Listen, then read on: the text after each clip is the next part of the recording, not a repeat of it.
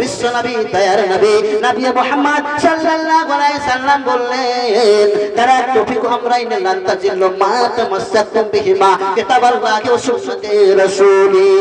বিশ্ব নবী দয়ার নবী নবী মুহাম্মদ সাল্লাল্লাহু আলাইহি সাল্লাম সাহাবাদের সম্মুখে বক্তব্য দিচ্ছেন, নসিহত করছেন, সাহাবাদের সামনে রেখে বক্তব্য দিলেন। ও আমার সাহাবারা তোমরা শোনো শোনো, ওরে আমার সাহাবারা তোমরা যদি দুইটা জিনিস ভালোভাবে শক্ত করে ধরে থাকো, আঁকড়ে ধরে থাকো, ভালোভাবে যদি মেনে চলো, পঙ্খ রূপে আদায় করো, তোমরা দৃঢ়তার সহিত শক্ত হয়ে যদি তোমরা অটুট থাকো।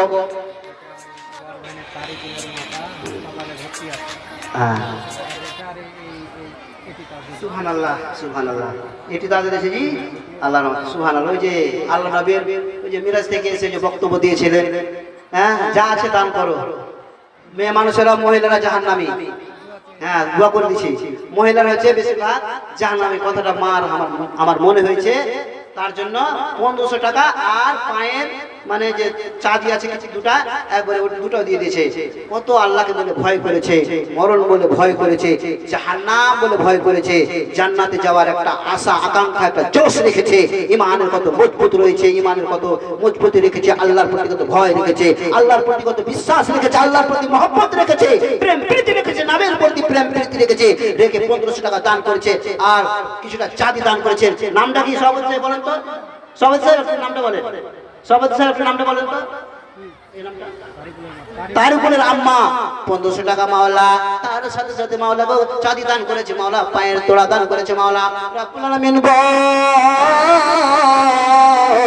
যে উদ্দেশ্যে দান করেছে মাওলা উদ্দেশ্য পূরণ করে দাও, দান তাআলা নেকে দিয়ে দাও, রিজক করে বরকত দাও, কামাইতে বরকত দাও। আল্লাহ গো বাড়ির সকল ছেলে মেয়েদেরকে আল্লাহ, বাড়ির সকল সদস্যদেরকে আল্লাহ ভালো রাখো, সুস্থ রাখো মাওলা। কেউ যদি কবরবাসী হয়ে থাকে মাওলা তাদের রুহে মাগফিরাত করে দাও ইয়া রাব্বুল আলামিন। আল্লাহ গো জান্নাতবাসী করে দিও, জাহান্নামের আগুন থেকে পরিত্রাণ দিয়ে মাওলা, রোজ কিয়ামতের দিন হাতামুল্লাহ দিয়ে মাওলা রাব্বুল আলামিন গো আমার মাকে আমার আম্মা জানকে তারিকুলের আম্মাকে আল্লাহ গো রোজ কিয়ামতের দিন জান্নাতবাসী করে দিয়ে মাওলা, জাহান্নামের আগুন থেকে পরিত্রাণ দিয়ে মাওলা রাব্বুল আলামিন গো জীবনের গুনাহগাতাকে maaf করে দাও আল্লাহ গো, যতদিন পৃথিবীর বুকে থাকে মাওলা নামাজি বানিয়ে দাও, আমিন আমিন বিরহমাতিকা ইয়া আরহামার রাহিমিন। আরেকজন আমার দাদা ভাইজান, আমার দাদা জান 500 টাকা দান করেছে মাওলা রাব্বুল আলামিন, যে উদ্দেশ্যে দান করেছে মাওলা উদ্দেশ্য পূরণ করে দাও মাওলা। আত্মীয়স্বজন কেউ যদি কবরবাসী হয়ে থাকে মাওলা তাদের মাগফিরাত করে দাও মাওলা, আল্লাহ গো জান্নাতবাসী করে দিও, জাহান্নামের আগুন থেকে পরিত্রাণ দিও, আমিন আমিন বিরহমাতিকা ইয়া আরহামার রাহিমিন।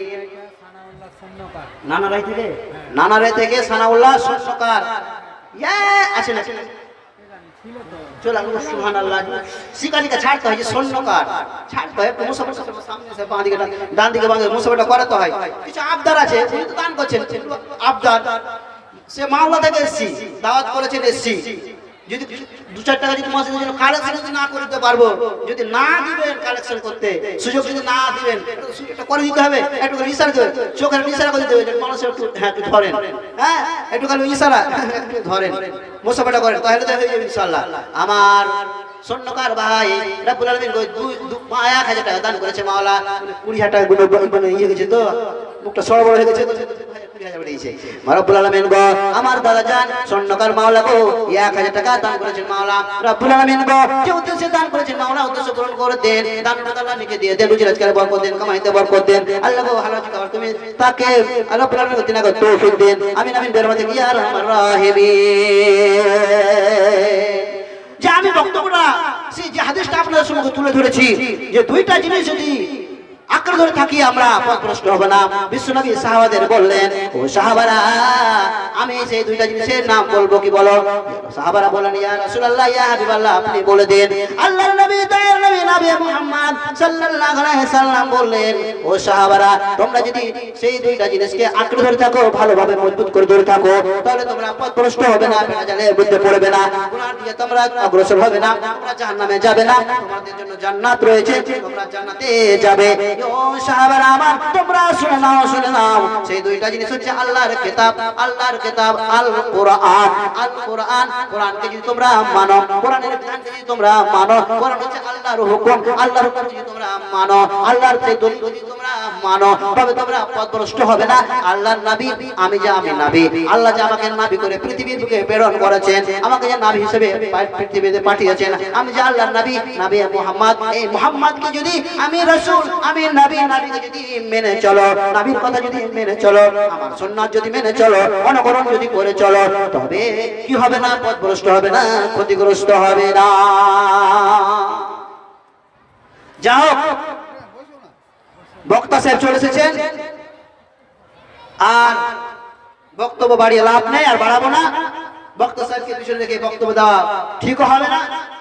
আমি যে কথাগুলো বললাম কোরআন হাদিসের আলোকে, আল্লাহ পাক রব্বুল আমিন আল্লাহ আমাদেরকে যেন সকলকে আমল করার জন্য তৌফিক দেন। আমরা যেন ক্ষতিগ্রস্তের মধ্যে না থাকি, আমরা যেন গুনাহের মধ্যে না ডুবে থাকি, আমরা বেড়াজালের মধ্যে, অন্ধকারের মধ্যে যে না থাকি।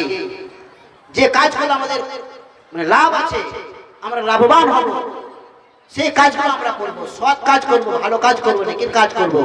সৎ কাজ করলে, নেকির কাজ করলে, ভালো কাজ করলে, দিনের কাজ করলে, কোরআন ও হাদিসকে যদি আমরা আঁকড়ে ধরে থাকি, আমরা যদি মূল্যায়ন দিয়ে, সম্মান দিয়ে মেনে চলি, তবে আমরা ক্ষতিগ্রস্ত হব না। আর যদি না মেনে চলি, তবে আমরা ক্ষতিগ্রস্ত হব। আল্লাহ পাক রব্বুল আমিন আমাদেরকে ক্ষতিগ্রস্ত হতে, আল্লাহ যেন আমাদেরকে হেফাজতে রাখেন, আল্লাহর দ্বীনকে মেনে চলার জন্য তৌফিক দেন। একবার জোরে বলুন আমিন। আল্লাহুম্মা আমিন। ওয়া মা আলাইনা ইল্লাল বালাগ ওয়া আলাইকুমুল হিসাব। আসসালামু আলাইকুম ওয়া রাহমাতুল্লাহি ওয়া বারাকাতুহু।